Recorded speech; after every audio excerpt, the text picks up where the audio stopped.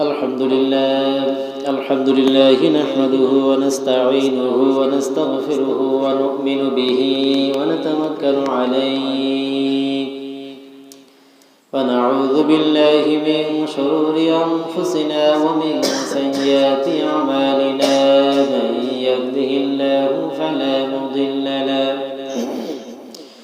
ومن يضلله فلن تجد له وليا مرشدا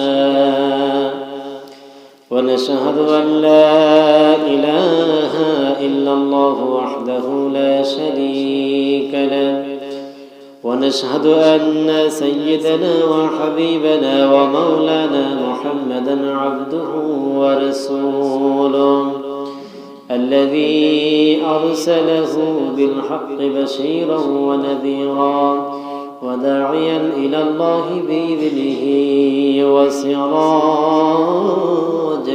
منيرا فقد قال الله تعالى في كلامه المجيد والفرقانه الحميد شغل قرسي أعوذ بالله من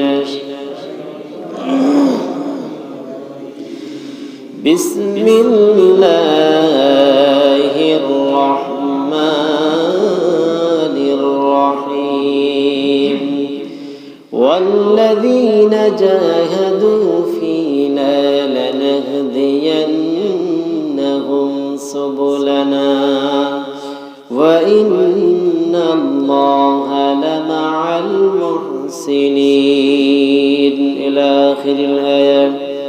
وأما الشريف الحبيب إن الله وملائكته يصلون على النبي يا أيها الذين آمنوا صلوا عليه وسلموا تسليما اللهم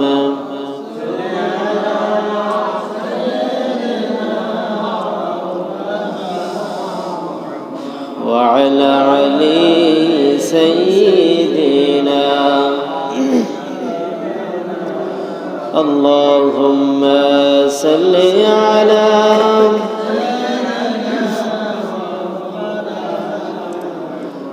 وعلى علي حبيبنا محمد জনম জনম যদি গাহি তোমারি মহিমা গাওয়া শেষ হবে নাহি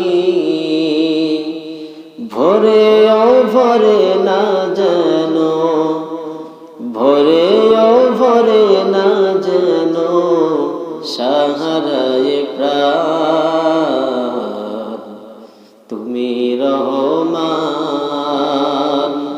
তুমি মেহেরবান লা ইলাহা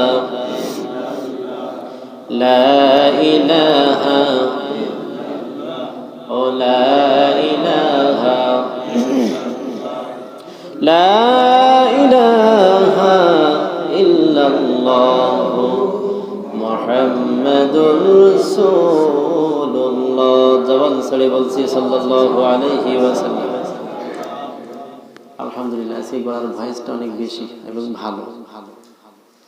আমরা শুরুতেই শুকরিয়া আদায় করছি সেই মহান মাবুদের যে আল্লাহ তাআলা আজকে অত্যন্ত একটি গণতান্ত্রিক দেশের আন্তর্জাতিক মাতৃভাষা দিবস, আজকে এই জুমার দিন, আবার আজকে ঈদের দিন, জুমার দিন, তো এই তিনটা দিনকে একত্রিত করে আল্লাহ পাক যে আমাদেরকে মহব্বত করে ভালোবেসে এই দিনে জুমার নামাজ আদায়ের জন্য মসজিদে আসার এবং বসার তৌফিক এনায়েত করেছেন, আমরা দিল থেকে বলছি আলহামদুলিল্লাহ।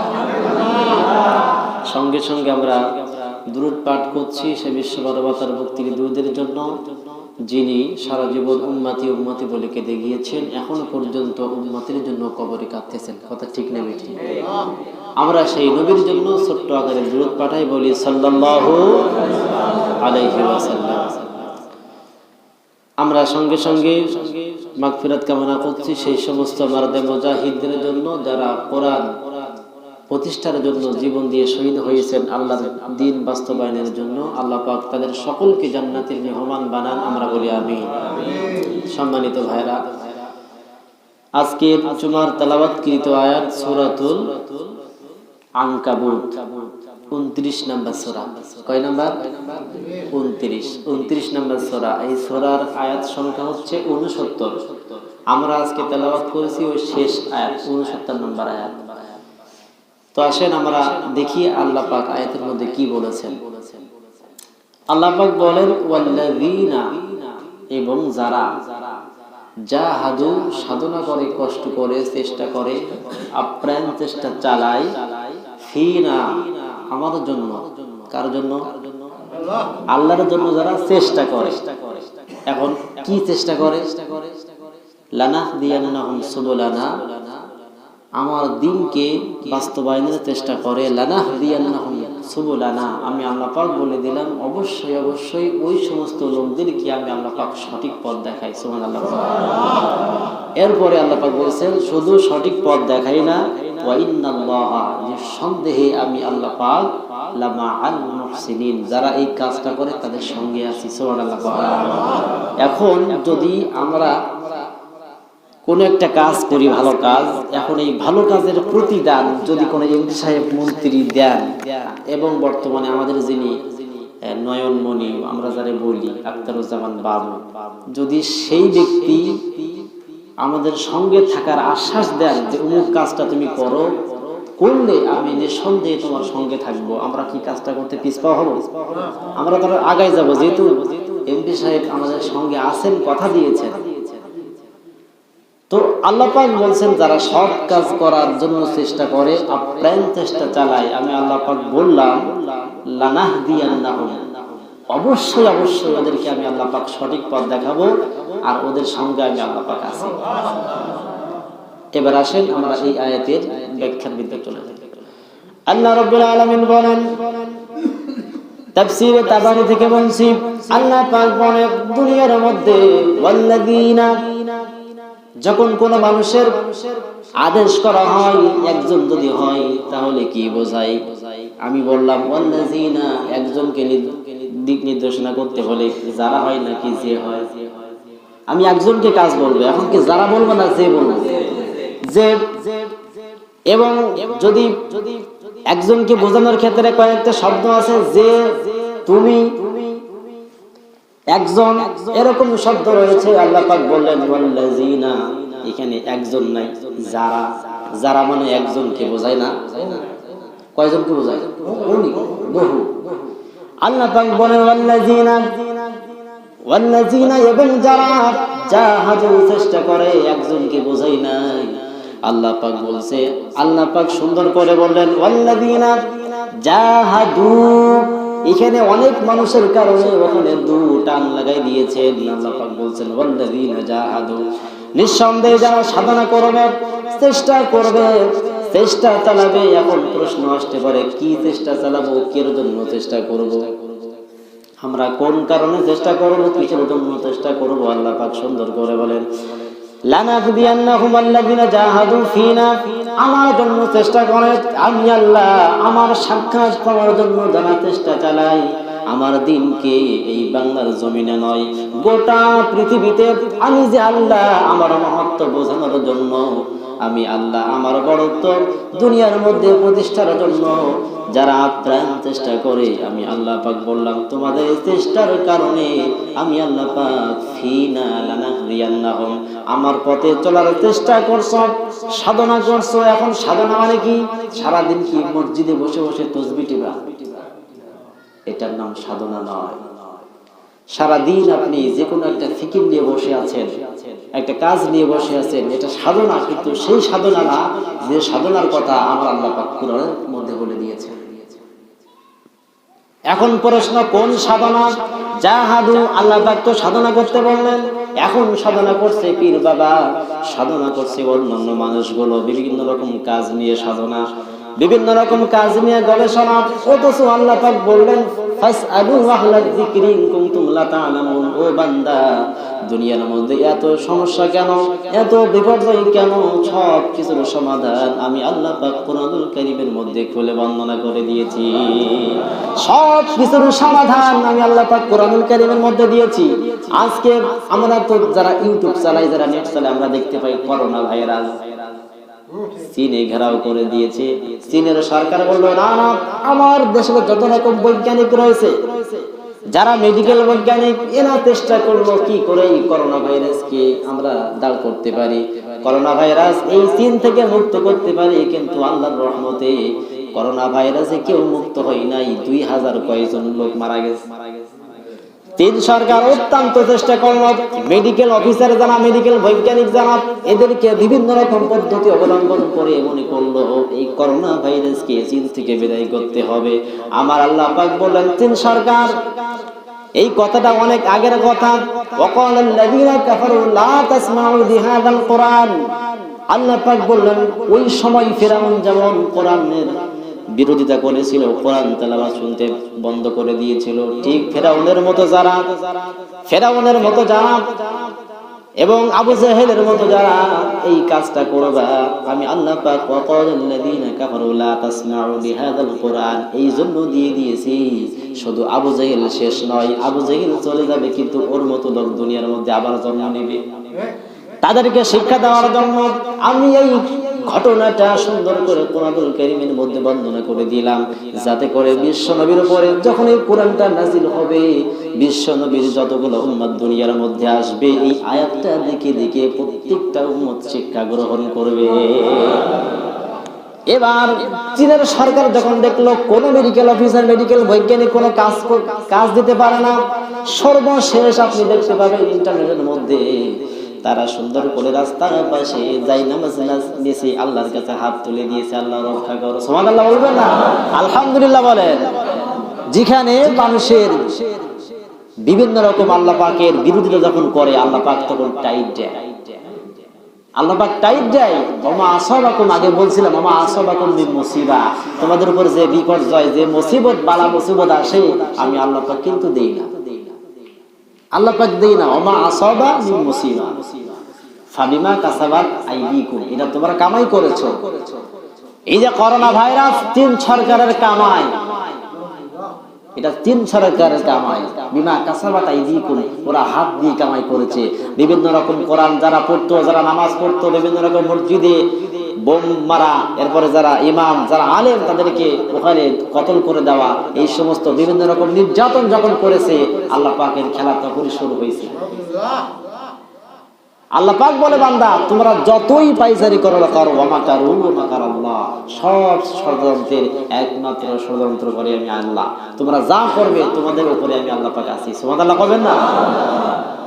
কোরআনকে নিস্তব্ধ করে দেওয়ার জন্য, ইসলামকে ধ্বংস করার জন্য যে যতই পায় তারা করুক না কেন, আল্লাহ পাক যে কোনো একজনের মাধ্যমে ইসলামকে বিজয় দিবেন। সুবহানাল্লাহ বলেন। এখন চীন সরকার তো কোনো প্রকারে হার মানতে রাজি না।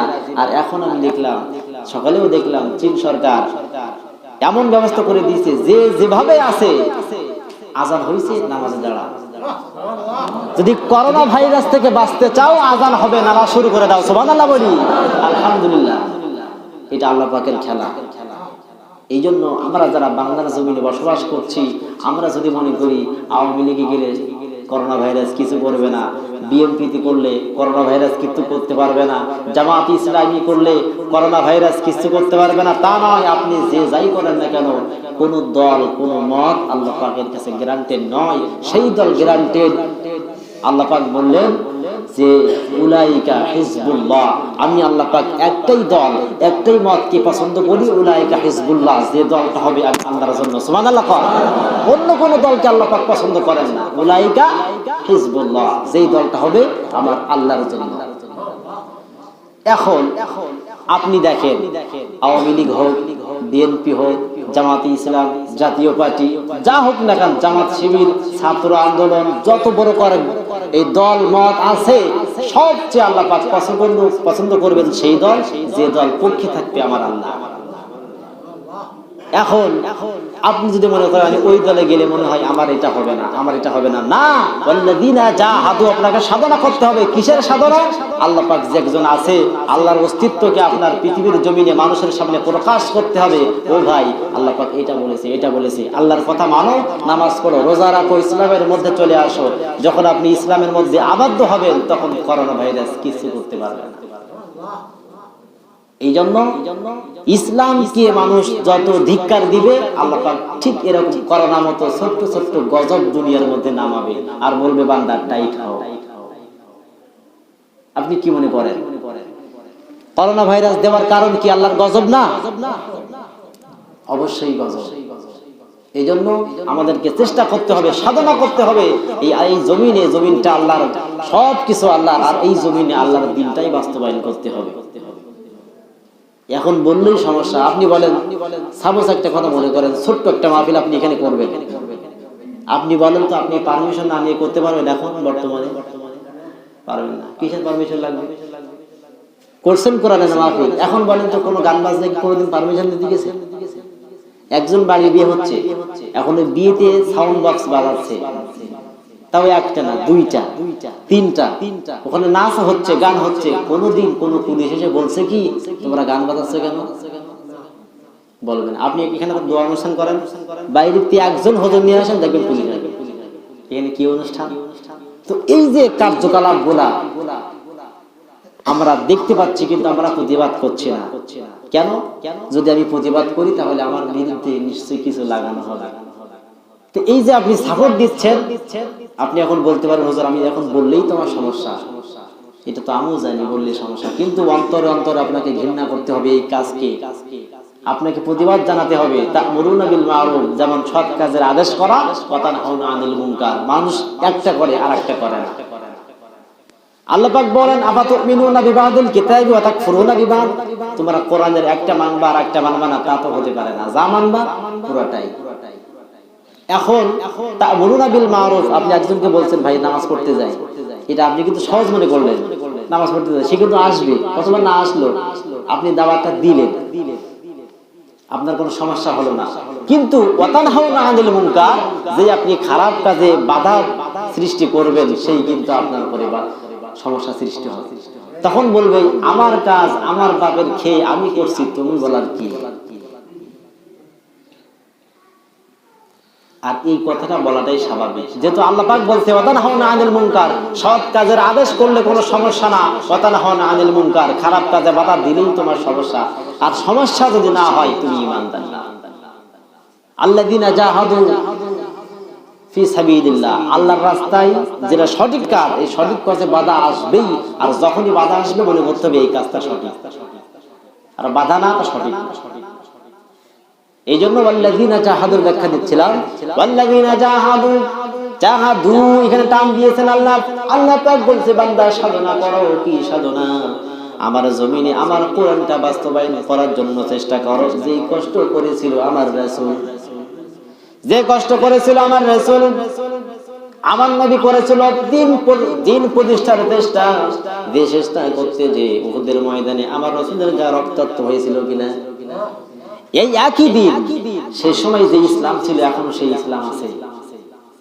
সেই সময় আল্লাহ রাসূল এই ইসলামকে প্রতিষ্ঠার জন্য 27টা যুদ্ধে সেনাপতির দায়িত্ব পালন করেছেন, আমরা এটা পাই হাদিসের মধ্যে। কিন্তু আজকে এই সেনাপতির দায়িত্ব নেওয়ার মতো কোনো লোক নাই। এক একজন এক এক মত পথ নিয়ে ব্যতিব্যস্ত, এক একজন এক এক রকম ভাবে ইসলামকে প্রতিষ্ঠার জন্য ব্যতিব্যস্ত। এখন দেখেন বিভিন্ন রকম পরিষদ, মুফাসসির পরিষদ, দাওয়া পরিষদ, ওয়াজ পরিষদ, কত রকম পরিষদ। যদি সকলে এক হতো ইসলামকে কায়েম হতে সময় লাগতো? আপনি মনে করছেন আমি এইরকম ভাবে আগাইলেই মনে হয় ইসলামটা কায়েম হবে, অথচ আল্লাহ পাক বলছেন ওয়াতাসিমু বিহাবলিল্লাহি জামিআ। বান্দা ছড়াছড়ি না, কাদা ছড়াছড়ি না, সমকামিতামূলক বক্তব্য দেওয়ার সময় এখন না, এখন সময় এসেছে জাগবার, জাগো আর এক হও। ওয়াতাসিমু বিহাবলিল্লাহ, এক হয়ে যাও আর আমার দিনটা বাস্তবায়ন করো। ওয়াতাসিমু বিহাবলিল্লাহ, একই রশিতে আবদ্ধ হয়ে যাও। যেমন একটা গাছ যখন আপনি ফেলান তখন কি একজনে পারা যায়? কোরাল দিয়ে কেটে কেটে দেখবেন তলে লাগানো থাকে, তখন আপনি কি করবেন? কয়েকজন লোক মিলে ওই মারো টান, কয়েকজন মিলে যখন এই ডায়লগটা দিবে, তারপরে দেখবেন গাছ আস্তে আস্তে কাইট হবে। সৌদি আরবে এটা বলে, একদিন বলছিলাম মনে হয়, নজরুল কোরআন হা হোনা, ওরা এরকম ডায়লগ দেয় না। আমরা যেরকম বিভিন্ন রকম খারাপ কটূক্তিকর ভাষা ইউজ করি ডায়লগের মধ্যে, ওই মারাটান, এই যে হ্যানসান, বিভিন্ন রকম কাজাকাজি করি। আর সৌদি আরবে কিন্তু এটা করে না, ওই নজরুল কোরআন হা হোনা, বাইতুল্লাহ হা হোনা, বিভিন্ন রকম কথা বলে। তার মানে বাইতুল্লাহ হা হোনা, আমাদের দেশে কাবা আছে, এই জন্য আমরা ধন্য। সুবহানাল্লাহ হবে না? নজরুল কোরআন হা হোনা, আমাদের দেশে কোরআন নাজিল হয়েছে, এই জন্য আমরা ধন্য। তাদের ডায়লগ হলো এটা। আর আমরা যখন গাছটা নিয়ে ডায়লগ দিয়ে আড়াই তার মুখে আনা যায়। সুতরাং যখন কোন গাছ আপনি কাটবেন, যখন অনেকজন মানুষ এক রশি ধরে গাছটা যখন টান মারে হা হোনা বলে, তখন দেখবেন গাছটা ওদিকে যায় না, এদিকে আসে। আসে কিনা? এদিকে আসে। আল্লাহ পাক এটাই বলছেন যে ওয়াতাসিমু বিহাবলিল্লাহি জামিআ, বান্দা এক রশিতে সকল মুসলিম জনতা এক হও, এক হয়ে টান মারো, সমস্ত বাতিল ছটকাই পড়ে যাবে, ইসলাম তোমাদের কবলে চলে আসবে। সুবহানাল্লাহ। এই জন্য ইসলাম প্রতিষ্ঠার চেষ্টা করতে হবে ভাইরা। ওয়াল্লাযিনা জাহাদু ফিনা, যারা আমার দ্বীন প্রতিষ্ঠার চেষ্টা করে, আল্লাহ পাক এখানে সুন্দর করে বলে দিয়েছে, অবশ্যই অবশ্যই আমি আল্লাহ পাক তোমাদের সাহায্য করবো। সুবহানাল্লাহ করবেন না? আর শুধু সাহায্য করবো না, কোন মানুষ যেমন সাথে থাকে, নেতারা